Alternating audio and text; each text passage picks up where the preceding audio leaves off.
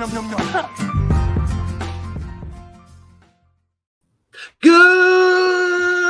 morning, Sac City. Welcome into another episode of the Sac City Podcast. I'm your host, the one and only Vinny Milani, joined as always by my best friend in the whole entire world. He is Aaron, the Mukesiah Mukes.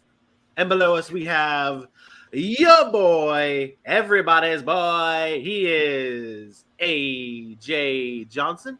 It is a beautiful August 11th morning here in the city. Episode 65 is about to kick off. And gentlemen, I normally ask you guys how you're doing in the mornings, but honestly, I am just going to start off by saying I am doing 1,000 times better this morning now that I've been battling COVID. Sunday tested positive. He got the vid. I got the Rona. I still am testing positive, but I am feeling better. And I was like, the intro's playing, and I'm thinking to myself, man, like, I'm feeling good. And if you guys were able to catch our fantasy show yesterday morning, if you didn't, go check it out on YouTube right now. It was a tough start. It was very frustrated.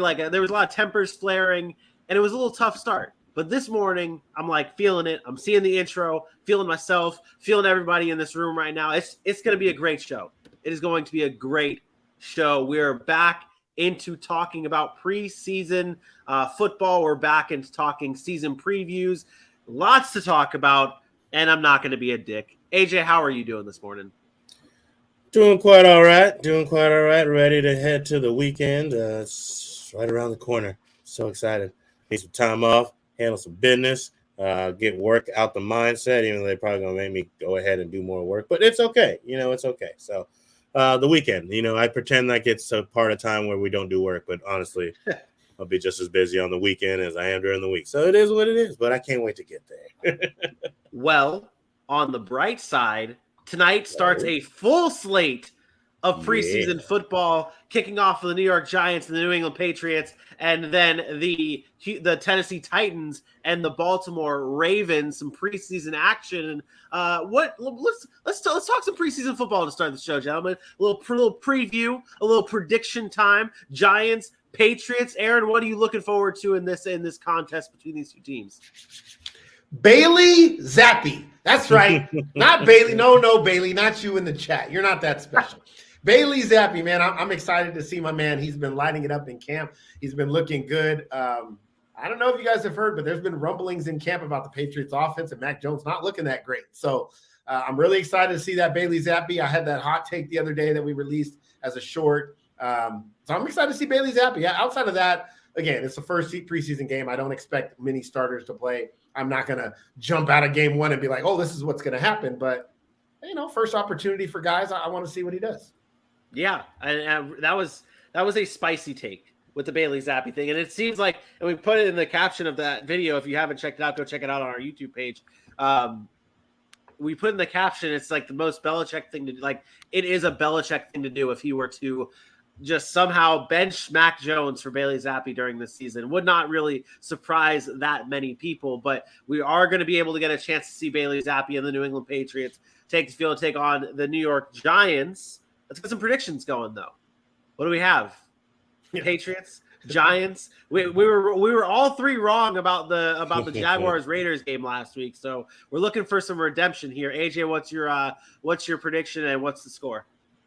Looks like people score a little bit more than we were expecting, even when it's preseason games. But then I say that and I'm like, it's the Giants and the Patriots, and I don't have a lot of faith, but I'm gonna go with the Giants 24-17. Oh man. I will take the team that is coached by Bill Belichick, because usually those guys that are the fifth stringers are coached like they're, really, really hard like Belichick does. So I think they will be more mentally locked in and focused and prepared. I'll take New England 23-13. And a nugget out of Giants camp as well, which I don't believe we were bringing up here. Daniel Jones was actually benched in practice. Oof. He was benched. Not a good look, Bob. Not a good look. Because he wasn't looking very good, and they brought in Tyrod Taylor. And they said it wasn't a big deal. They were just wanted to make a statement that, everybody's got to compete for their job or whatever. But getting benched in training camp when this is your last chance, not a good look, buddy. Not a good look. Not a good look. I will go with Patriots here. I will say this is.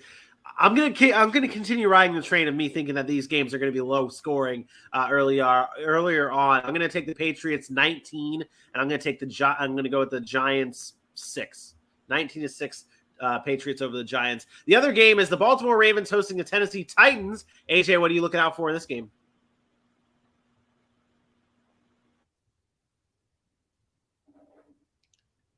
Or maybe you're not looking out for anything. I thought he was alive, and then he wasn't alive. But Aaron, what are you looking out for in this game? Yeah, I'm Malik Willis, right? I hope Malik Willis gets some reps. He's going to need the reps. This is where the first time we're going to get to see him on a football field in game action, and I think that's going to be important. So looking for how he kind of looks. We talked about some of his footwork being really raw and still needs a lot of improvement. But this will be his first chance to go up against a team that usually has a stout defense. He'll be able to get some live game reps, and I'm really kind of looking to see what he does in his reps. And then for Baltimore, it's not really about much. A lot of veterans on that team. It's mostly about Malik Willis and how the Tennessee Titans are going to move towards their future at quarterback. AJ, how you doing down there? What Aaron said. Yeah. I figured, to be honest, if he on the Ravens side, just to see what rookies are really competing. If there's some flashy guys, Ravens is a culture spot, so which of these guys who are fighting for roster spots like embody that type of culture and show that on the field so they can stay around for a couple extra weeks. But other than that, yeah, it's Malik Willis and what their future does look like and how long they're going to be handcuffed to Ryan Tannehill. I'm honestly a little bit more. I don't want to say more interested in the Ravens side of things, but I have a strong interest in the wide receiver position for the Ravens. Obviously, we talked about how weak they have been, and we know Lamar Jackson isn't going to be the guy throwing them the ball in this preseason game. But I'm very interested to see how the wide receivers step up, because that's what you guys talk about, roster spots, things like that. Who's going to step up at the wide receiver position? Who's going to go out there and make these big type of plays? Because although it is the preseason, these plays are going to matter for these wide receivers. Who is going to show that this coaching staff that they can go out and make those big plays? Whoever's behind Rashad Bateman is going to need to step up, and that's what I'm very interested to see. Aside from the Malik Willis stuff, because that is obviously that's the big time get here in this game. Give me the Ravens here, or you know what? This seems like a Titans win. Give me the Titans here, 27-20. Wow. 27-20 Titans.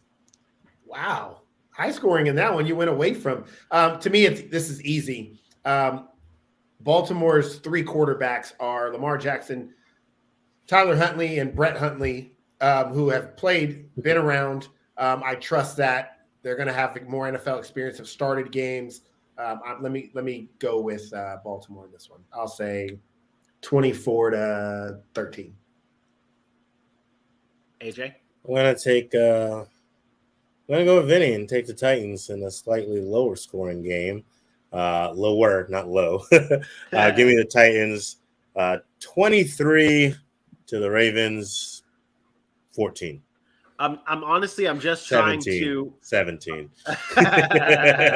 I'm just trying to give the Titans I'm just trying to give them some wins, because I know during the regular season I'm not going to be giving them the wins, and Titans fans are going to be just coming at me. I imagine Tannehill doesn't play, which means Woodside or Woodyard or whatever his name is. Logan Woodside is going to be the starter, and then Malik Willis is going to come in. I saw Huntley last year. Come in and look like a real player. And then you bring in a guy, again, I'm not saying he's special by any means, but there's a lot more NFL experience with Brett Hundley and Tyler Huntley. How much do you I don't want to say, like, obviously Tyler Huntley is a backup and like he will be behind Lamar Jackson, but how much of him do you see in this game, though? Like, Lamar Jackson's been banged, is coming off of an injury, and you saw the way it was handled last year, and you know that Huntley can be a good backup. You don't really need to see him that much. So, like, that just popped in my head. Like, maybe give him a quarter. Okay. All right. A quarter, then you go Brett Hundley for a quarter and a half, and then you bring in the new guy they got, the rookie, Anthony Brown. You bring him and you put him in for the last quarter and a half, and you let him play, get some reps. But that would be my plan, at least. All right. We'll see how that transpires, and we'll have a review of those games tomorrow morning at 10 a.m. Eastern time right here on YouTube. Let's get into our morning headlines, gentlemen, and let's stick with the preseason talk here. The Cleveland Browns announced that Deshaun Watson will be starting Friday versus the Jacksonville Jaguars. He is getting the nod for the Browns after obviously the suspension came of his 6-game suspension for all of his off-field massage nonsense that was going on. It has been appealed by the NFL that process is still going on, but until there is a decision on that, Deshaun Watson still stays suspended for 6 games and is allowed to play in this game against the Jaguars. He will be the starter for the Browns. Aaron, what are your thoughts on Deshaun getting his first taste of action this Friday against the Jags? It's what should happen. You're talking about a player that didn't play all of 2021. So this is not a situation where you have the luxury of saying, I'm not going to put my starter out there. He needs some game reps.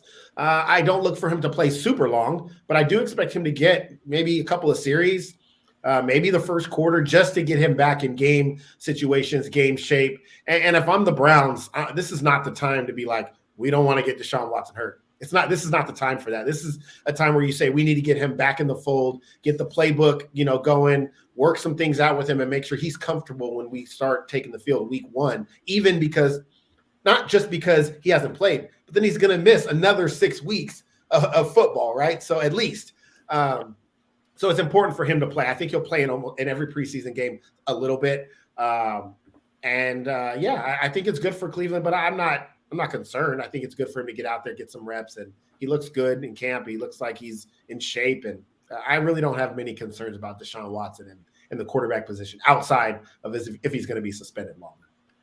I was already going to have my eyes glued to this game, obviously, because of being a Jaguars fan, but now it's going to be really entertaining and interesting to see how Deshaun Watson, just how it all plays out. It's going to be the broadcast should be good with talking about Watson and the in-depth details about all that. I'm excited for that game.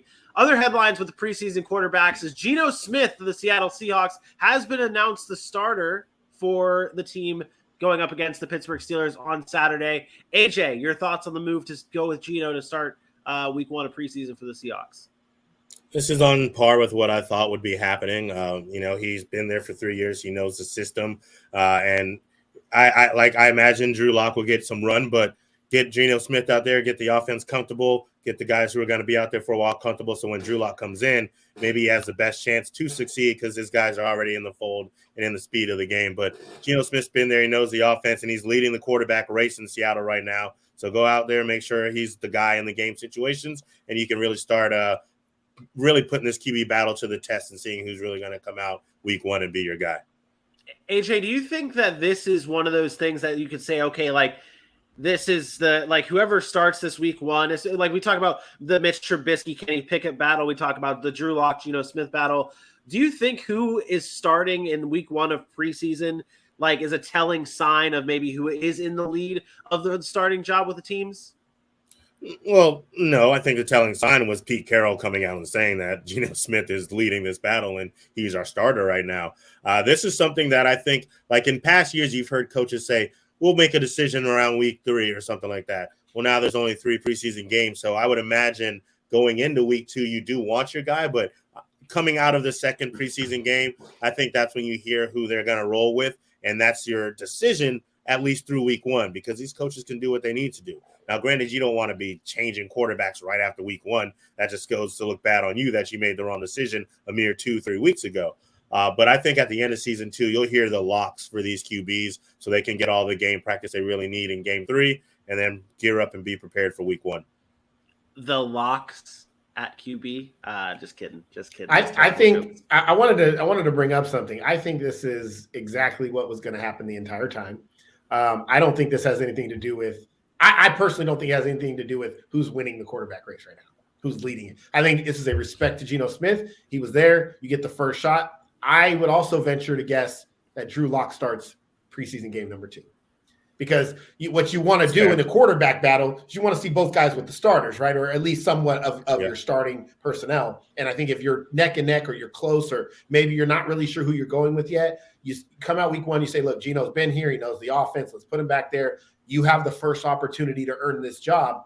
But I do believe in a situation like this, you're going to see – it wouldn't shock me, I should say, if you see Drew Lock week 2 start and then they make their decision and say, okay, Geno, you get to week 3, or Drew Lock, you're going week 3. And I think that will be the telling tale about who's actually leading this race. But again, I said it the whole time. It's a lot easier to start Geno Smith because once you bench him, you can put him back in, you can bench him again, and he'll be fine. If you start Drew Lock week 1 and week 6 comes around and you bench Drew Lock, I'll say it, it's the end of Drew Lock's career. End of Drew Lock's career. He will be as a backup guy, as a starting quarterback. Like he will be a backup guy that goes from team to team looking for an opportunity because he will not be able to handle that because in his mind, with those skills and that talent, he should be a starter. If you go start and then you get benched again, to me, it's not going to happen. Where Geno's like, I know what I am. I've been in the league a long time now. I'm a backup quarterback, and I might get some chances to start. Okay. Yeah, I agree. One last bit of news, and for the morning headlines is Chicago Bears linebacker Roquan Smith has requested a trade. This obviously broke just a few days ago, but really it's starting to get a little interesting, and maybe you can laugh at this, but yesterday the Bears did remove him off the PUP list, able to return, but he has not shown up to camp. He does not plan on showing up at all, but he has requested a trade. And I remember during our Chicago Bears training camp preview, we talked about how important the linebacker or how important players like Roquan Smith are for the development of this team. Now he wants out. Aaron, if you're the Chicago Bears, are you granting him this trade? Or are you doing exactly what the Cleveland Browns are doing and saying, no, we're not getting rid of you? It's different. It's no, we're not getting rid of you, but it's no, we're not getting rid of you. I'm going to pay you. This man has been in the top 5 in tackles over the past 2 seasons. He is a staple. He is a standard Chicago Bears linebacker. He's Urlacher, Lance Briggs, Dick Buck. You can get all into the legendary names in Chicago. This is what this man means to that defense. He's produced year in and year out. I ran a story about him the other day. He's a UGA guy. He was the first ever Georgia guy to win the Dick Butkus Award. He is a dog on the field, and I think the Bears need to pay him. And we talk about contracts a lot on the show about trade, shouldn't trade, what are you doing? He came out, he penned a letter to fans saying, this is why I am requesting the trade. He was very transparent as to why he did it, and then to me, I respect that. Like, I don't need an agent to come out and do it. I don't need reports. This is why I'm doing what I'm doing. It's because I feel like the contract they're offering me is not only bad for myself, but it will also set the linebacker market back, being supposedly the next guy up. And I respect that factor in order to say, you know what, I'm in year 4. I'm year 4. I've played my rookie deal out. I want to get paid now. And to me, again, this is what I respect about players that do it this way. Pay him. He deserves to get paid. They need to pay that man. And if they don't, then somebody else is going to get a hell of a linebacker. And if he decides to hold out, I will support that. That would be his choice because he's outperformed his contract now. And he's up for contract renewal, and it's time for him to get paid. So I truly believe that. It's just sad because Chicago, this is not the first time they've done that. They're not big on paying their players. I think it's time. I think it's time that Chicago locks down the core group of guys there. Like it's time to start. Your rebuild is on. You're trying to move forward with your franchise. You got your franchise quarterback. Now you want to keep your franchise piece on the defensive side. Go out and pay the man.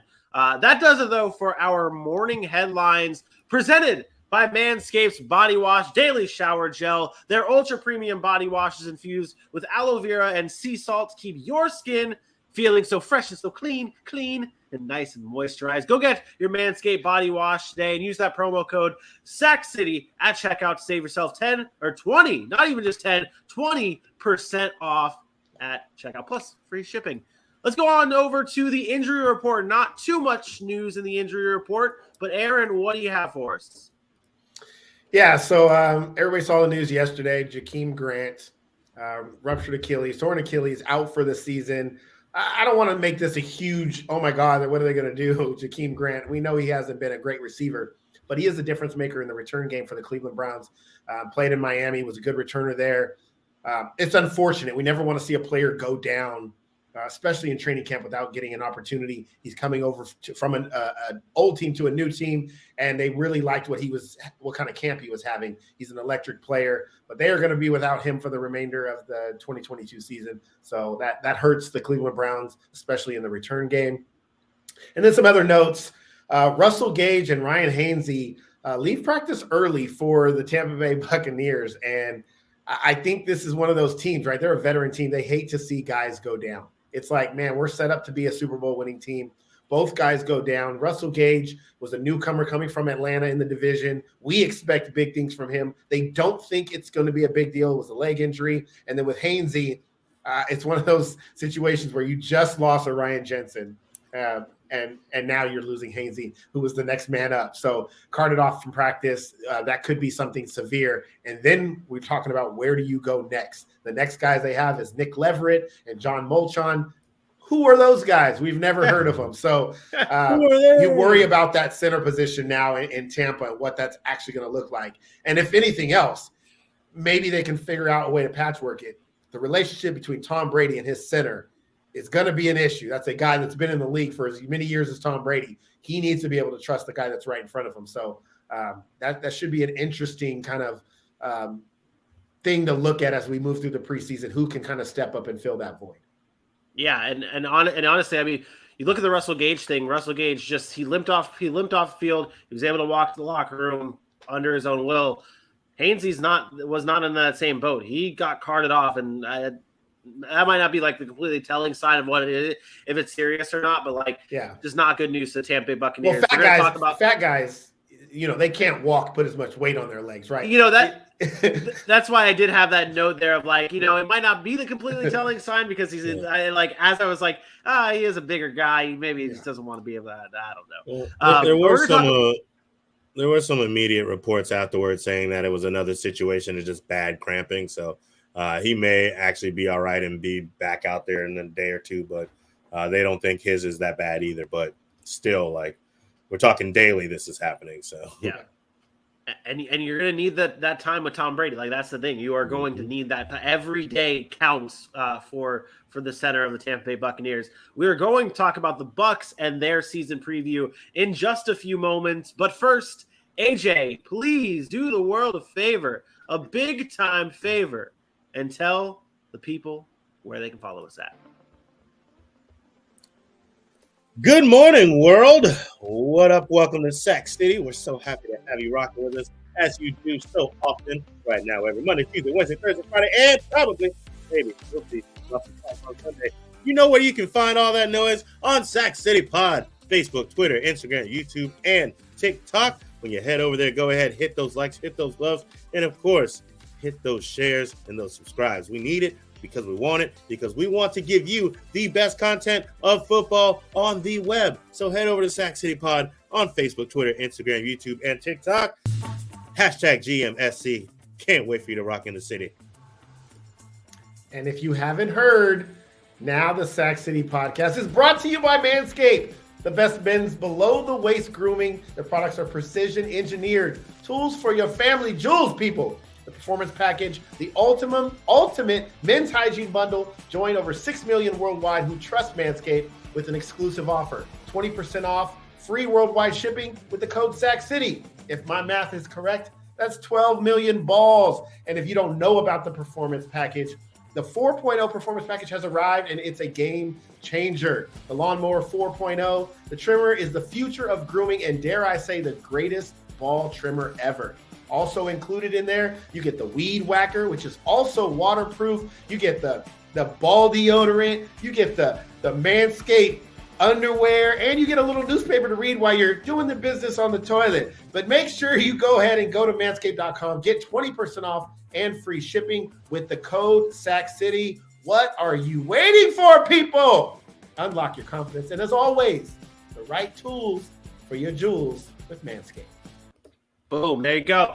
The Dallas Cowboys, the Tampa Bay Buccaneers, the two teams we are covering this morning in our season preview. We're starting things off with Aaron's Dallas Cowboys. Lots of chatter to get into with the Cowboys. And honestly, guys, I didn't think about this that much, but I saw when I was doing my research today, so many people down on the Cowboys this year just because of how much they lost in the offseason, including guys like Randy Gregory and La'el Collins. So we're going to get into those big losses, but we're going to start on the offensive side of the ball. And with you, AJ, what is the biggest weakness when it comes to this Dallas Cowboys offense? The first inclination people have is to point to these wide receivers, but I'm not on the same page. I'm stuck looking at Aaron's face there and wondering if I sound all right. So we're going to keep going. My thought process here is actually going to be the offensive line.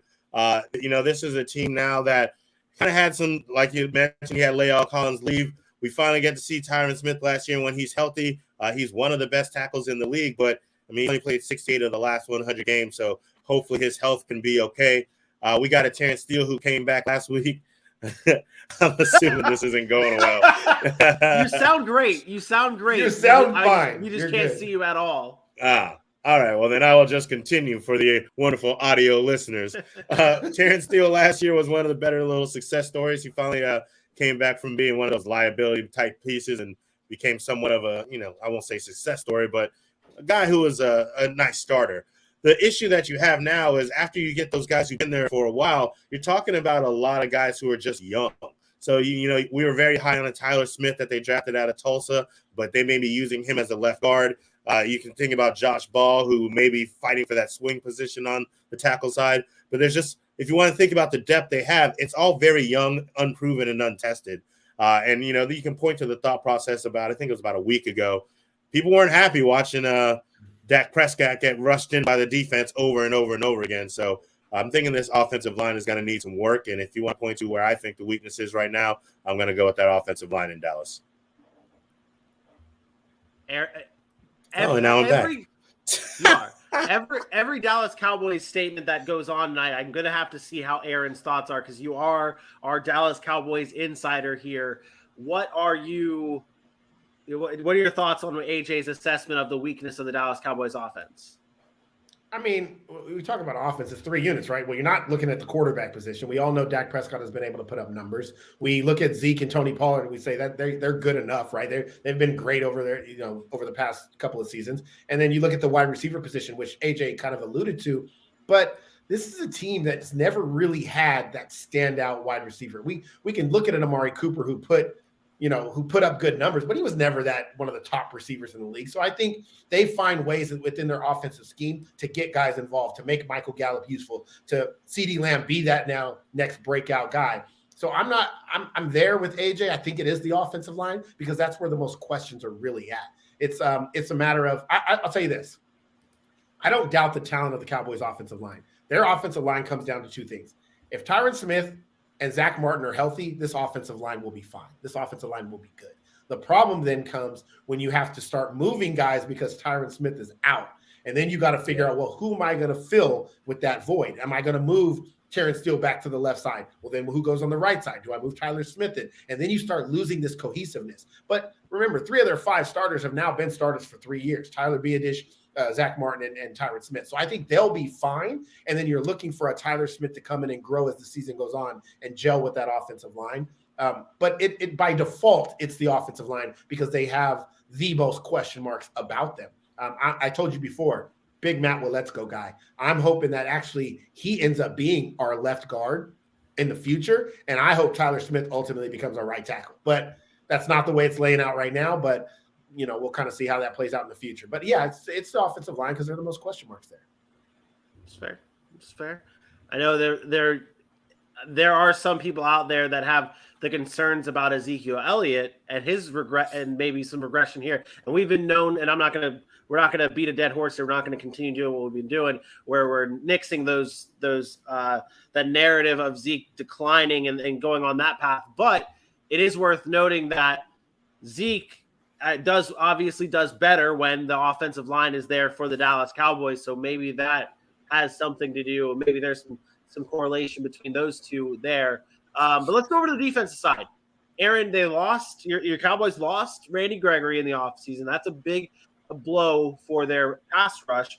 Who steps up to replace him? Yeah, this is interesting because I don't know that the Randy Gregory loss is going to be as impactful as people think. By the way, Randy Gregory doesn't get a lot of credit that he deserves. He's great at creating pressure, even though it never equated to the sack numbers. But I think by the signing of Anthony Barr, by bringing in guys like Dante Fowler, veteran presence on that defensive side of the ball, again, it makes you be able to use Micah Parsons in so many different ways. And I think being multidimensional, allowing Parsons to play off the ball, rush the passer, play inside, play outside, I think that's going to be the ultimate benefit of how they create pressure. So I think it's going to be a team effort. I think they're looking for young guys like Sam Williams, the Dante Fowlers of the world who have been in the league for a long time to continue to be able to create pressure on a down-and-out basis. But ultimately, when they want to get to the quarterback, it's two guys, DeMarcus Lawrence and Micah Parsons. And there's not too many offensive linemen in this league that can stay in front of those guys one-on-one. And if you double one, usually the other guy's getting one-on-one. So as far as like staple bookend pass rushers, if your team has two elite pass rushers, usually we're talking about you as being one of the best pass rushing teams in the league. Well, the Cowboys have two elite pass rushers in DeMarcus Lawrence and Micah Parsons. So I'm not as concerned about the loss of Randy Gregory. To be honest, I'm more concerned about his loss in the run game and how he sets the edge and what he was able to do in that facet of the game. But I think, again, with the veteran leadership of guys like Dante Fowler and Anthony Barr, I think they can offset that. And I think that at the end, the defense will be fine. How are you? Randy Gregory at times just kind of felt like a perk. I mean, we knew what he was capable of, and we knew how nice it would be for him to be a part of that Dallas Cowboys rush. But he, always in trouble. He finally got back, got hurt, came back, did play well, and then he's gone. So it was like, hey, it was nice to have him, but he never really, in my opinion, got the foundation of that Dallas Cowboys defense anyway. So to lose him, sure, of course, a talent like that, it hurts. But I mean, the Dallas Cowboys onward into the future in that aspect.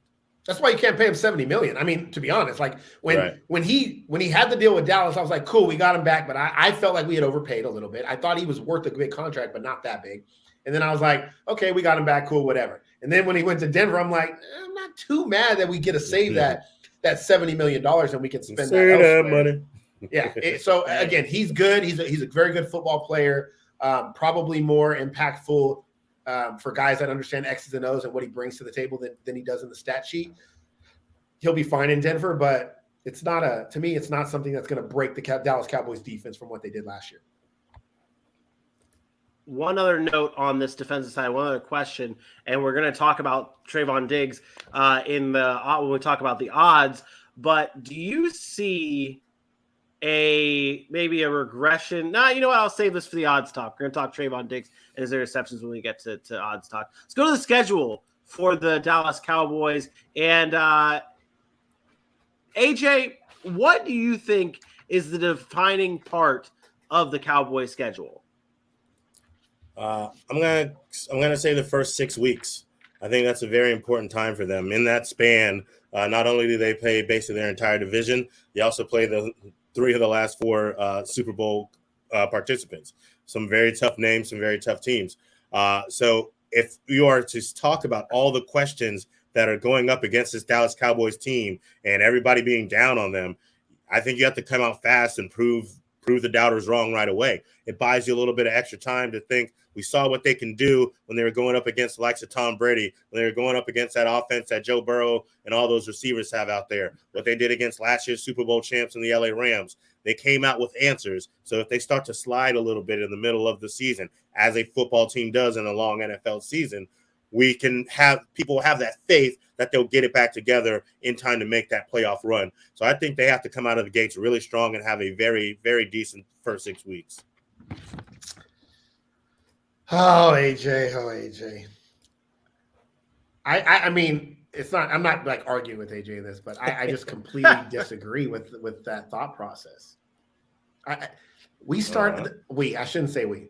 The Dallas Cowboys are a team that when usually on their good years, 8-1, 7-2, And then down the stretch is when we start to question. They're not playing their best football when they go into the playoffs, which ultimately results in playoff losses. I don't think the first half of the season matters at all, and they have their toughest games then. I have them, I think, going 3-3 to start their first 6 weeks. So what?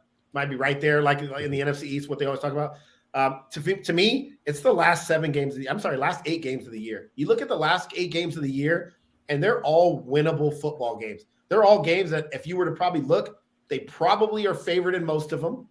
And again, you get the Colts at home, the Giants at home, Texans at home. You go to Jacksonville. We know Jacksonville's not going to be favored. You get Philly at home. The only game you might be the underdog, really, in that situation is at Tennessee. Just because, and by then, we all expect Tennessee not to be very good. The Cowboys should be going into the playoffs next year with 7 or 8 wins down the stretch, and they should be playing their best football entering the playoffs, not stumbling into the playoffs and then everybody's picking the 49ers to upset them because of the way they've been playing lately. But they won't if they're playing hot, because every year, what's the narrative? Cowboys are 7-1, one of the best teams in football. They lose 4 of 5 going down the stretch. Well, that team's going to lose in the first round of the playoffs because their offense isn't what it was early in the season. This is about building. I'll tell you, getting the analyst side out of it. As a Cowboy fan, I am sick and tired of starting 7-1, 6-2, and being like, yeah, we're one of the best teams in football. 2-4, I don't care. Start there. And then at the end of the season, win 5, 6, 7 games in a row and show me that you're building at the right time, which is going into the playoffs. If they falter down the stretch again, and maybe they did build themselves up to a nice record to get into the playoffs, they'll be out in the first round again, because we've seen it year after year. The hot teams going into the playoffs stay hot. We saw it with the 49ers last year, saw it with the Rams last year. We see it with the Chiefs every year. Chiefs last year, to be honest, they got hot in the second half of the season, and they ran through the playoffs. Cincinnati ran all the way to the Super Bowl. You don't start hot, get cold, and then all of a sudden back to the playoffs, and you're like, okay, now we can get hot again. It doesn't happen. I'm not saying it's never happened, but look at the teams that have done it. I do find it interesting though, like, cause so where you went and where I went, that middle part of where I was thinking that they're, will start to falter is about on par, because as I was saying, they pick it back up when they get back to the end of the season. I think about like last year when they were losing games to the Denver Broncos and losing by a field goal to the Raiders, in that little pocket where things just get really tough and then they get it together. I'm sorry to say it. It wasn't win. I guess I don't mean it really equating to wins, because last year they won games late in the season, but they weren't playing well. Everybody was talking about the number one offense through the first 8 weeks, and then down the stretch it was like, this offense doesn't look good. The defense is carrying them. They don't look like they're ready. They're not really that great of a team. They need to work on certain things, and there were questions about them going into the playoffs. My thought process is the most important thing is when you're going into the playoffs, they should be looked at as a team like, who's going to stop this team? Who's going to stop them? So, and I know this is dangerous because it's the preseason and we don't really know a lot of what these teams are, but based on what you had just said and what a lot of us probably believe about that last stretch of the schedule, like you said, they're all very winnable games. You look at those teams and most of the time, they should be winning that game. So what does that say if you're already taking a team that you expect to win and should win when they're coming in? Sure, they're playing decent, but if they're not playing decent against top tier competition and the people they're going to be in the playoffs against, is it not just a little false sense of hope that you got these little W's and you're looking okay, but it's against the Dylan's favorite 5-12 Minnesota Vikings? I just don't think it matters week 2. Like I said, the Niners, we could look at a team like the Niners last year, who struggled against good football teams early in the season, got some winnable games, and they're beating certain teams. And then down the stretch, it was like they beat everybody. They just couldn't, you know what I mean? Like when you get hot, it doesn't matter who you play. That's why I say we can go beat the Jacksonville Jaguars, but if we're beating them 24-21 and Dak Prescott throws for 202 and 2 touchdowns, 2 picks, and we squeak by, but we got the win, I'm sorry, I'm not going into the playoffs like we're 12-5. We're going to win. To me, they should be blowing those teams out. They should be dominating those teams where we're looking at them like we do usually in the early parts of the season, saying that is the best team in football. That's the narrative the Cowboys have to have. Cowboys cannot go into the playoffs with question marks because we've seen it before. They're not a team that can just flip the switch. They are the team that they have to get rolling. And when they're rolling, they're really good. And we've seen it, but they can't just flip the switch. I worry about that. I just know what the NFL is about. It's too long of a season. Cincinnati 10-7, but they were winning when it mattered. Kansas City was late in the season, winning when it mattered. The 49ers winning when it mattered. All deep playoff runs. We can go back to every Super Bowl team they usually get hot late in the season. Not saying they don't lose any games, but it's usually 5-1, 6-0 late in the season. They're not going 1-3 to end the stretch or even 2-2 looking, we're not really sure about this team and then turning it on. I just don't see that very often in the NFL, and I don't think that can happen to the Dallas Cowboys if they want a chance to get to the Super Bowl. And if it does, or if it doesn't look like that, who's under the most pressure for the Cowboys? Oh, it's easy. It's Mike McCarthy. Is it? There's nobody on the Dallas Cowboys as a player that's really under that much pressure. Part of the reason is why is you can look at Dak Prescott and say, oh man, we paid you $40 million. Yeah, but he ain't going nowhere. And you're probably going to have to give him another contract. Because what quarterback are you going to replace him with? You can talk about Zeke, but after this year, Zeke's really not guaranteed any more of that money that people talk about. And he's been pretty consistent. You can always move on from that. CeeDee Lamb's too young to really put pressure on him. Micah Parsons and those guys are really young to put pressure on him. It's right to Mike McCarthy. Right to Mike McCarthy. He's the only person that matters. He ain't getting year after year after year of mediocrity. If he's not delivering, they're gonna let him go and find the next guy. Sean Payton watch. Maybe there's one guy that's a sneaky name, and that's he's not going to be. It's Kellen Moore. Kellen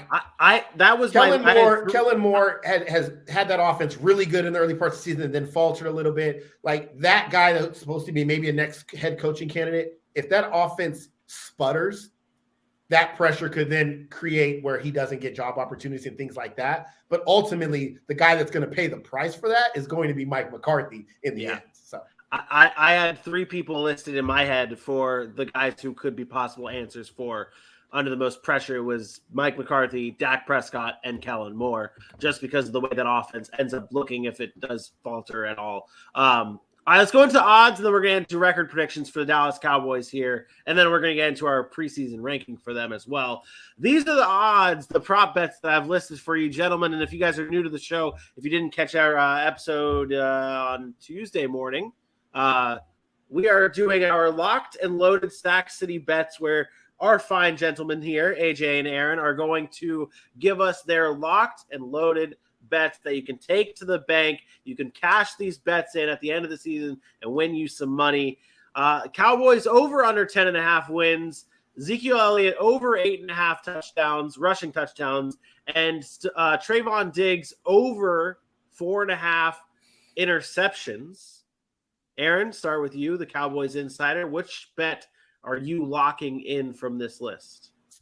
I think the easiest bet is taking the minus 110 and taking the Cowboys over 10 wins. I think they can get to 11-6 with that schedule, especially the schedule down the stretch. I think they're a good enough football team to do that, but I'm not going to. I'm going to take the Ezekiel Elliott over 8.5 touchdowns. I think. Wow. I mean. People are down on Zeke, but every year he's producing. Every year he's putting up touchdowns. I believe there's only been one season where he hasn't put up at least 9 touchdowns total. So that didn't say rushing touchdowns. It said touchdowns. So I'm assuming it's total touchdowns. I did say rushing touchdowns, though. I just couldn't fit it in there on the graphic. Okay, so if it's rushing touchdowns, that makes it a little bit different. But you know what? I'll still take the over there. I'll take the over. I think he gets the goal line work, especially without guys like Amari Cooper, maybe Michael Gallup early in the season. I do think Zeke's going to have a bounce back year where he doesn't look like he looked, I guess, last year to some people. I think he still put up over 1,000 yards, but I think it'll look a little bit better than what it looked like last year to most people. I think it's funny not only that AJ's frozen. I did come up with this to make this happen. Wow. for the time being until he gets back. But wow. I did notice though that one of the bets, and this might be an even more of a lock for Ezekiel Elliott this season. His over under on yards this season, I think, let me find it where it was. Total rushing yards this season, over under 874 yards. I'd bet $1 million on it. Yeah, that's a bet right now. Like that is a bet for I would bet. I mean, like, I'll be honest. If I was rich right now, I would go throw millions of dollars on that. I get it. Injury could happen, and I could be screwed out of my money. I know I'm being a little facetious when I say this, but right now I would go lay my money on over 870 yards for Ezekiel Elliott in a 17-game season when the man has not missed, but 2-3 games in his entire career outside of the suspension. I don't understand it. And he's 26 years old. I know he has a lot of mileage, but he played all of last year with torn knees up, and he's healthy, he's slimmer now. I don't get it. Again, I don't get. Well, I like I said, when I'm listing these prop bets, I'm like, okay, I want to do hard ones. I want to make it like so that you do have to think about which one. And I saw that bet, and I'm thinking to myself, okay, let me go back to, so FanDuel has over under 850.5 yards at minus 112. He's never ran for less than like 970, and those are in years he's missed time. There's 3 major sports betting groups that have it all listed at 875.5, 874.5, 850.5. None of those bets, none of those odds include yardage anywhere close to 900 yards. So I didn't, and that's rushing yards. That's just rushing yards. Give me the overs on all of them. Make some money. AJ, what odds are you going with? I was going to tell you, I thought you picked some really good ones there, because at first I was like, oh, that one. Oh, that. I had to second guess each of them. But I'm gonna go with Trayvon Diggs over 4.5 interceptions. He's just too good of a ball hawk. I mean, we're talking 6 weeks in a row that he had an interception last year, and unless these guys just decide not to throw his way, which is possible, but I don't think so, because he also gave up a lot of big plays, which means he's going to get tried a little bit. So I think give me 17 weeks. I think this man can get 5 interceptions. I'm going to go with Trayvon Diggs. I think that's actually a pretty easy lock in my opinion. I wish Dylan was here for the sound effect, because you just literally went, whoop, tossed it up there and just knocked it out of the park right there for where I was going to go with this Trayvon Diggs talk, because I saw 4.5 interceptions for his over-under, and I was like, okay, which are we going to see this year? Are we going to see Trayvon Diggs become more of I don't think he can become like that big of a shutdown quarterback where he's not going to get thrown to, but maybe quarterbacks are a little bit more cautious with him, and he doesn't get that many interceptions this year. But 4.5 may be a low bar for someone who had so many interceptions last year. Aaron? I will never bet on interceptions. Ever. Okay. The over under on interceptions is just not something that I would ever say is a lock. The greatest corners, the best ball hawks, they have seasons where they have 1 pick. They have seasons where they have 11, like Trayvon Diggs had last year. I fully believe that he's capable of going 4.5. But when you ask me what's a lock, I don't know. Maybe they tell him they don't want him to be as aggressive this year. So I worry. I do worry that 4.5 might be a little too much. I don't know what that was about, but yeah, you can say, but I just don't. I'm not betting on interceptions. Interceptions are too hard to come by. There's many great corners in the league that don't get 4 interceptions in the season. Look at the top interceptions numbers, and there's many good corners that don't get interceptions. That's fair. I understand your thought process. I'm good. Aaron, you did bring up, and that's our prop bets here. You did bring up that you could go with the over under 10.5 wins, and AJ, you might have been able to go with that as well. I looked back at everyone's record predictions from our show during the offseason of what the Cowboys are going to get. Let's see if you guys can match that. You guys did both pick over 10.5 wins, though, so that bet could be a lock as well. Aaron, record predictions for your Cowboys. Yeah, 12-5. I said it before. I'll say it again. I'm pretty locked in on that 12-5 number. I got them losing games that are tough on the road at Philly, on the road to the Rams, Tampa Bay, stuff like that, on the road at Green Bay. But outside of that, when you look at their schedule, they have some favorable home games, and then some of their road games are winnable games. The one toss-up game I have them winning that is a possible loss really for me is that Minnesota game. Minnesota always plays them tough. It's on the road, new offensive coordinator. They got a bunch of talent on that team. They could be a good sneaky team this year. I've mentioned that as well. So, I just think it's a 12-5, 11-6, worst case scenario type season for the Dallas Cowboys. Worst case scenario is 11-6. Yeah, barring injury. Okay. Barring injury. AJ? So I have him at Aaron's worst case scenario, and I'm going with 11-6. I think Philly will get him. I think they'll falter a little bit in the beginning of the season. I think Cincinnati comes out hot. The Rams, I think, will be a tough one for them. And I think Indy down the stretch is another game that they may lose, going up against a Matt Ryan-led team that has a little bit more structure and a quarterback that doesn't just, give it away to the NFC East anytime he has the ball. So I went with 11-6, and I feel like they're around that area. Yeah, that's so both of you guys kept it consistent with your off-season predictions. I will also go with that. I'll stick with what I had at 12-5 for the Dallas Cowboys. Similar to what you guys said, it's one of those things that their schedule, they do have their tough games, but they also have their cakewalk games, and I think that they take advantage of those type of matchups. And I think the Dallas Cowboys are going to prime themselves up for another good possible, hopefully a good possible playoff where I think they get past one game this season. The playoffs. I think they end up getting past the first round or the second round, whether it's wild card, divisional, whichever one. I think they end up getting past that. So that's what. And you know what I'm noticing here as we wrap this up? Go bet on your Cowboys, on all of the prop bets, on your whatever, because the over/under for the Cowboys right now, 10.5 wins. That's it. All of us have them worst case scenario 11-6, like barring injuries, of course. But that's a lock. All the Ezekiel Elliott bets right now seem like locks. Keep that energy. I just want everybody to keep that energy. Because I know what happens. They'll go 6-1. Everybody, best team in the league. The best team in the league. And then they'll falter down the stretch, and we'll have the same deja vu all over again. So just keep the same energy, people. The people that are downplaying them now, don't get on the train when they're 6-1 or whatever it is, when they beat the Rams or beat the Bengals. I don't want to see, this is one of the best teams in football, because they do it every year, and it's so annoying. Like, you have a preseason pick, stay with it. If you think they're going to falter and not be good, then stay with that until they prove you otherwise throughout the entire season. Just keep that same energy.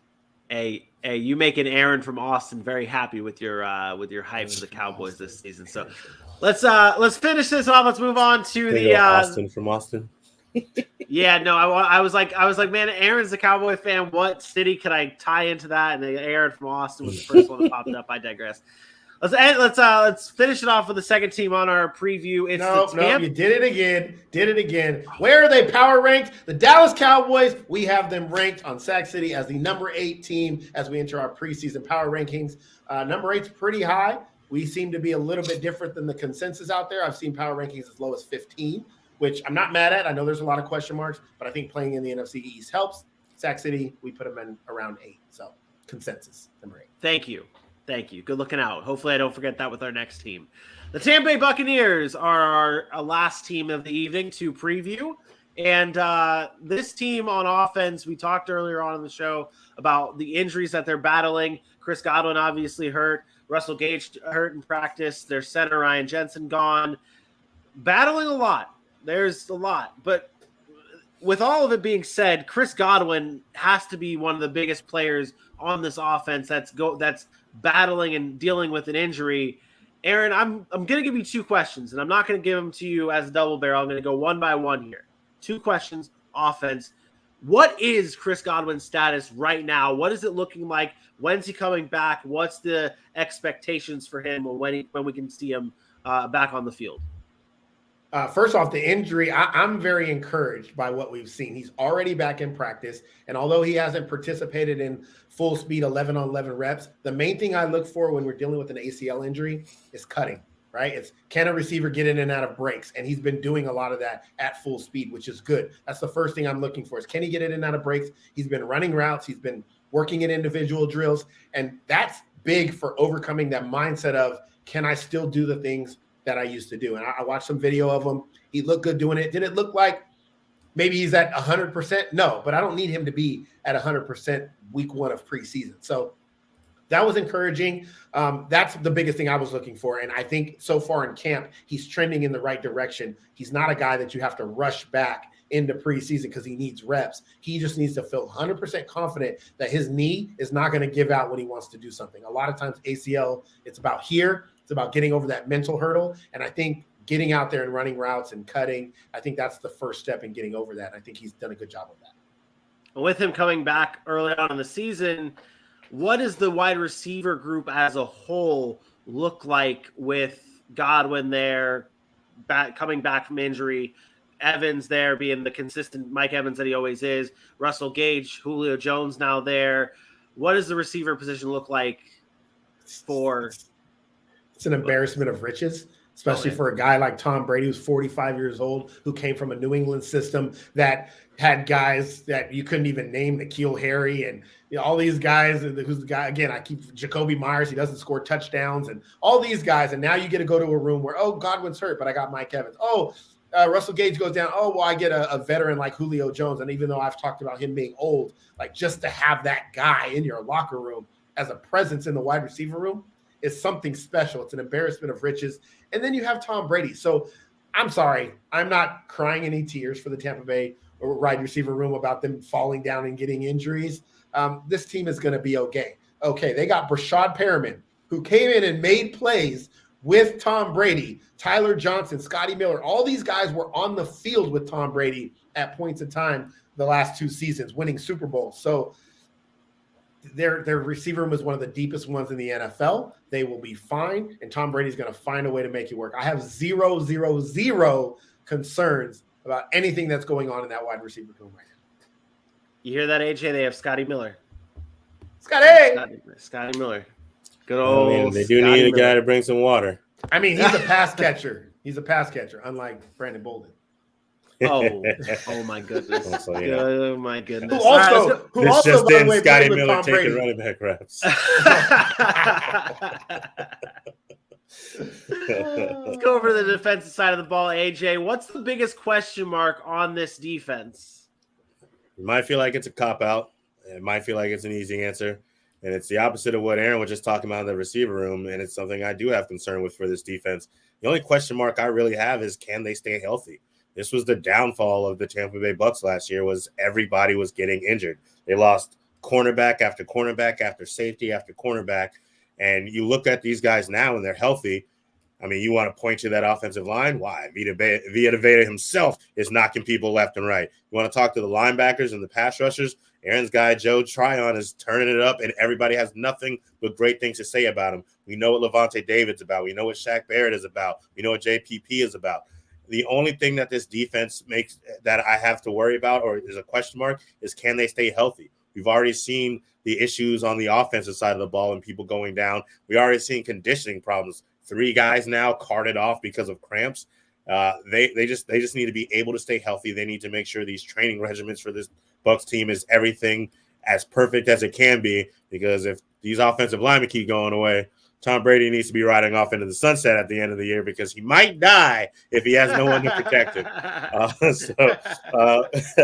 Other than that, there's no questions about the talent. I have all the faith in the world in what Todd Bowles still wants to do with this defense, and they're going to be good on paper. They just need to be able to be great on the field, because the best ability is availability. Yeah, their starting lineup on the defense is ridiculous, to be honest. It's stupid, you just look at their starters, and you're looking at the best defense in football. Like that's not a hot take. People forget they brought in Akeem Hicks, and I know he's a little bit older now, but he's one of the best defensive linemen in football. Yeah. And you go alongside of Vita Vea. So their defense is really, really top heavy. And then it falls off dramatically. The backups just aren't good. And AJ, you mentioned JPP. JPP is not on the Buccaneers anymore. So yeah. I was scared to change any of my tabs because I don't want to freeze out. but to your point, they have a ton of talent in their starting lineup. The problem is when they start to go down, there's not a lot of depth there. A lot of young guys with no experience. Don't play any of the starters in preseason is what we're getting at here, Tampa Bay Buccaneers. Honestly, I disagree with that. I think they should play more. The part when you're cramping and you're getting these injuries, what do you think is going to happen week 1 when you go out there? If you haven't played, you're going to cramp and you're going to get these injuries. It's one of the biggest, like, we can go to this a whole other day, like misnomers about the NFL and people sitting out in preseason. Like, why do you think injuries happen week 1? You're not conditioned. You haven't taken hits. You're not used to the contact or the physicality or being in a game, and you're dehydrated. Like, all these things play a factor within injuries. So it's important, like AJ said, to get their bodies right and make sure that they are ready for that grueling game in Tampa in September when it's 95 degrees but feels like 112 and it's humid, and they're not ready for that because in practice they were cramping. So the first game they were cramping. I think that's important for them. Okay, well, what do I know? What do I know? We keep you on. No, that is also inaccurate. Let's go over to the schedules now, though, for the Tampa Bay Buccaneers. Aaron, where is the toughest stretch of games for the Tampa Bay Buccaneers? Let me get my handy dandy notebook out. Oh boy. The toughest stretch of games to me is the start of the season. I mean, look at the first 4 games: at Dallas, at New Orleans, home to Green Bay, and home to Kansas City. Who wants to start the season that way? And I know Tampa's a good team. I think they'll get some wins there because they're a good team. But if we talked about gauging where you're at as the team. That's gonna be a spot there. And then there's a middle part that I think is going to be imperative. So the start is tough, but I think the middle part between Cleveland, New Orleans, San Francisco, and Cincinnati, I think that's going to play a big role in where the Tampa Bay Buccaneers finish in the NFC. And the NFC is wide open, but the more I look at this Tampa schedule, more I don't like it as much. And I have the Tampa Bay's record winning a lot of games. They're going to lose some games. And they're going to lose some games because that schedule is not as easy as I once thought it may, have looked, seeing what everybody's kind of done now. So, but that 4-game stretch in the middle to end of this season will ultimately decide whether Tampa Bay is fighting for a bye or if they are just getting in and having to go on the road in an NFC Championship game or something like that. Yeah, I was like, I could ask the question of what's like the defining part of the season, but I'm looking at it and I'm like, man, there's so many. It's like, but yeah, that's what I was going to say. Like everywhere, there's a lot, but also like they have that stretch: Dallas, New Orleans, Green Bay, Kansas City. All right, there's one stretch. Then you got Atlanta, Pittsburgh, Carolina. That stretch, then that's a stretch of good, easy games. Then you're back at it again for 2 games against Baltimore and Los Angeles, and then you go Seattle and a bye. It's like. It's broken up into like there are just multiple stretches of hard, and then there's like little breaks in between of like, okay, we can have a cakewalk, but then we're right back at it again with the tough part of the schedule. They have 6 games that I can look at and say, oh, they're going to win. And I mean, we cannot talk about division games. If I gave them both Atlanta and both Carolina games, like they have 6 games. Outside of that, every one of those games is losable. Every single one of those games, they can actually lose that game because those teams aren't just like, it's not the Vikings or these middle tier, like these are what we consider to be top-notch competition, right? So they got a tougher schedule than I originally thought. It's going to be tough for them to get to as many wins as I have them getting, but they might find a way. They got Tom Brady. Yeah, ever heard of him? His name is Tom Brady. This guy over here, 45 years old guy. AJ, what are you looking out for during the regular season, though, for this Tampa Bay Buccaneers? Obviously, with a very tough, grueling schedule, what are you actually keeping your eyes on for the Bucs? I'm looking at this running back room. There's some early questions that I think will be given away or be put to rest with Leonard Fournette, the way he showed up, and if he's going to get to where he needs to be. I imagine he's a consummate professional, and he will. But they also drafted Rashad White, and Keyshawn Vaughn has been a guy that they were very excited about, and part of the reason they let Ronald Jones go. We know they like to have these guys running the ball. They like to rotate. So I'm kind of wondering to see if there's another person that steps up behind Leonard Fournette, or if they just run him into the ground again with carries and reps. But there's a future to be had as well. So I'm kind of looking to see what this running game does. We already know they've got receivers all over the world, and Tom Brady may go scorched earth again for the 2nd year in a row. But that's the interesting part for me. We already talked a little bit about the defense for me, so we'll stick with the run game on this one. Oh, playoff Letty. Oh, Letty. Yeah, I'm not watching anything. I'm not watching anything with the Bucs. I don't care. I'm being honest. I know we just talked about the schedule. I don't care. Because at the end of the season, they're going to be in the playoffs. they're that good of a team. Barring a Tom Brady injury, they're going to be in the playoffs. And every playoff game you're going to look at, no matter who they match up with, and you're going to say, yeah, Tampa Bay could win. So I only care when we get to December, the end of December, and we're seeing where they're seated, and we're saying, are they going to have to go on the road? Are they going to be able to play at home? And who are they matched up against in the playoffs? Are they going to win or not? Like the regular season, this is one of those NBA teams, I'll be honest, that I'm just looking at them like, I'll watch them. Make sure they stay somewhat healthy. Don't lose any key pieces like Tom Brady. Because if they have him, they'll be there. They're going to be in the playoffs. Like there's zero doubt that the Tampa Bay Buccaneers will be in the playoffs this season. So, who? Tom Brady. Who? The GOAT. Wayne Gabbert. The GOAT. And so I don't care. So I don't care. I don't. They could go 2-4 to start the season, and I'm going to go, doesn't matter. It'll be the same mindset that I had last year with Kansas City, to be honest. I'll be honest. If they could start slow, they could lose the first 4 games in that brutal stretch. And I will tell everybody, just relax, chill out. They'll be fine. They'll get to the playoffs, and they'll be fine. And the NFC is not very strong. Like the NFC is the weaker conference. It's not as strong. I know there's some teams that are kind of up in the air, but the heavier competition to me is in the AFC. I think doesn't matter. Nothing to watch for. Tom Brady. That's it. Nothing to watch. Yeah, nothing to watch for. Let's go into the odds now for the Tampa Bay Buccaneers. The prop bets for Tampa look like this that I've listed: over 11.5 wins at plus 100. Tom Brady's stat here, I know it's like a lot of numbers right there, but I thought it was an interesting bet there for Brady. At his yards this season is 4,549.5 yards over for Tom Brady at minus 115. And then over 10.5 Mike Evans touchdowns at minus 115.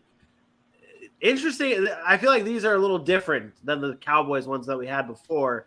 It's a little bit more harder to lock in. AJ, I'll start with you here. Which one is your lock this season? Thought you would start with me. And we talk about all those weapons in the wide receiver room. And we just talked about that schedule. So that 11.5 is looking kind of scary. You never know. I'm going to lock in the GOAT, Tom Brady, over 4,500 yards, 49.5. Can we see back-to-back 5,000-yard seasons from the GOAT? Well, if these guys stay healthy and Ryan Haseley don't get cramps and he can actually snap the ball to Tom Brady, sure, why the hell not? All the people in the world throw the ball to. So I'm gonna go with the Tom Brady over 49.5. Ooh. I love that pick because I think that plays into the schedule talk. I think there's some good teams they're going to have to score with. He's going to throw the ball a lot because he's Tom Brady. I do think that is a lock, but I will take the other lock that I think here, and that's over 10.5 touchdowns for Mike Evans. Mike Evans might be the most underappreciated wide receiver the NFL has ever seen. And I'm not joking when I say this. I was that guy. I was the guy that said Mike Evans wasn't going to be that good when he came out of Texas A&M with Johnny Manziel and all that. I was the guy that said Mike Evans can only go make big plays down the field. And yes, from a fantasy perspective, he's inconsistent at times because he has games where it's 2 catches for 13 yards. But let me say this again. Mike Evans might be the most underappreciated wide receiver in NFL history, not just in the NFL right now, in the NFL history. We look at guys like Devontae Adams, and we look at, he's the best receiver in the NFL. Go compare the stats of Mike Evans to Devontae Adams. Tell you what, Mike Evans are better. But we would never label Mike Evans as the best receiver in football. Maybe because it's not the eye test. Maybe because he doesn't do it with the pizzazz. But he's done it with guys like Jameis Winston and some other cornerbacks that we don't look at like an Aaron Rodgers. And now he has Tom Brady, who, again, is the GOAT throwing to him. Mike Evans might be the most underappreciated wide receiver in the NFL. 9,000 career receiving yards in his first 8 years. Never less than 1,000 yards receiving. 4 times double-digit touchdowns. This dude he's an automatic thing. 10 touchdowns for Mike Evans 3 years straight. Book it. Y'all know how I feel about Mike Evans, so I guess I'm not going to go that route. But Mike Evans is that dude. Okay, that's. I said it. But long ago, and no, because you want to bring him up to Tyreek Hill. I still would take Tyreek Hill over Mike Evans. This is the Devontae Adams argument. I'm not saying that I would take Mike Evans over Devontae Adams. I would take Devontae Adams over Mike Evans. But at what point, and I don't even want to run the risk of sounding like somebody on TikTok, but I did see something on TikTok where a guy came out and said, at what point does production come into the conversation about, like, when does production beat skill set and talent? You know what I mean? And Mike Evans may not be the most talented route runner, or may not be what Devontae Adams or Tyreek Hill is from an electric standpoint. But at what point do we count production? And I think we're at that point with Mike Evans, where the dude just comes in year after year after year and does the same thing. And it's not always pretty. It's not all. I don't want to compare him, but it's like Zeke. It's like when you look at the end of the season, the numbers are there, and you're like, man, Mike Evans I don't even remember it being that good. But he's there every single year. He's consistent, and there's something to be said about that. He's very underappreciated. Yeah. I was at that point 2 years ago with Mike Evans, where it's not just about the talent, it's about the consistency. He's truly special. It's crazy. It's special. We call Cooper Kupp the best receiver after one season, and Mike Evans has done it for 8 straight years, and he can't even be cracking the top 5. Like, it's bizarre. And this might get me shot. This might get me shot by Leslie from Los Angeles. I take Mike Evans. I take Mike Evans over Cooper Kupp. Sorry. That's sorry. What are you sorry about? Listen, what are you sorry about? I can't say that I disagree with you. I get it. Cooper Kupp, great route runner, great slot guy, great. He's great. He's fantastic. Get this, Mike Evans just does it. Cooper Kupp has 5,000 career yards and played 5 seasons. Mike Evans has 9,000, played 8 seasons. Cooper Kupp's older than Mike Evans. You're damn right I would take Mike Evans over Cooper Kupp. Cooper Kupp's almost 30. He got 5,000 career receiving yards, and we will label him the best receiver in football. And Mike Evans has done it for 8 seasons, younger than him, consistent, 10 touchdowns every year, and yet he can't crack the top 5. It's mind-blowing. Mad Dog called Cooper Kupp a Hall of Famer the other day. Oh, goodness gracious. That's not good. Not good at all. All right, okay, we can wrap. Let's get into the predictions here. Let's get into our predictions and where they rank. What are you guys going with for the Bucs end of season record? AJ. I am also going 11-6 here. That schedule. I wanted to go higher. I did. The Tom Brady of things. But man, look, it's to me, it's kind of like that whole the young Bucks come in the NBA and see LeBron. They ain't scared of LeBron. These guys nowadays, like, they respect Tom Brady, but they ain't scared of Tom Brady and what he can do. They got out here to play football one way or another. And there's some dogs on that schedule. There's some teams on that schedule. And I'm going to go with 11-6 just because, I mean, they are playing some talented teams. Yeah. And not to mention, you have Atlanta beating them once, so we know that. Hey, man, they did it last year. It was See? Goodness gracious. They played great last year. I'm going to say they didn't beat it last year, but I knew that. I retracted.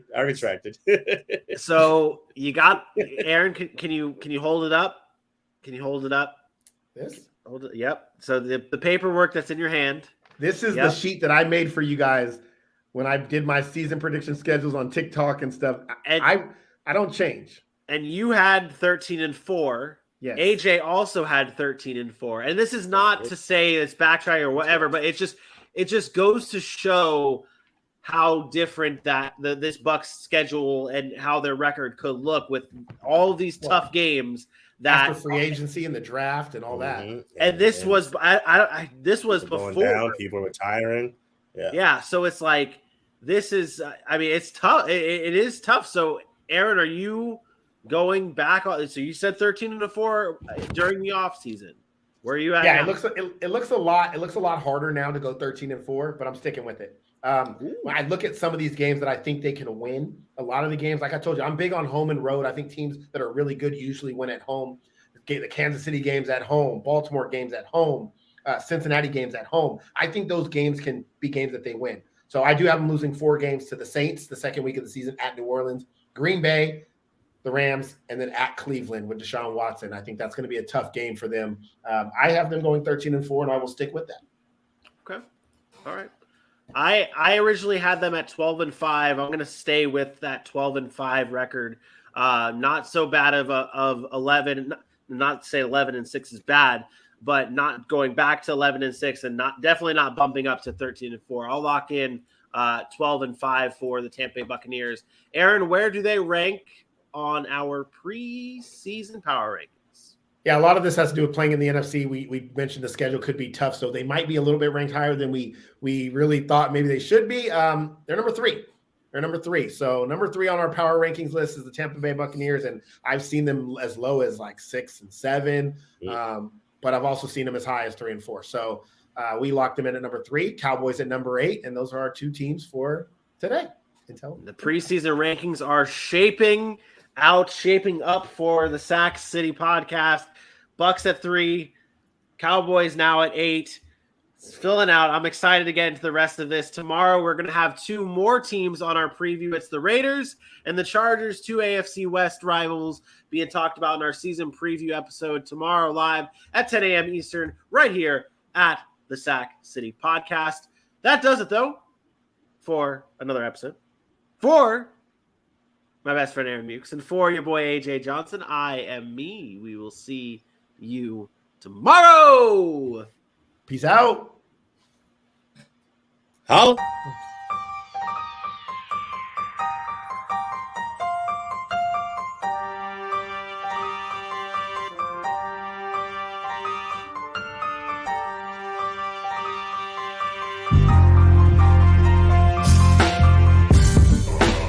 We know we were a much better team than we came up and represented ourselves.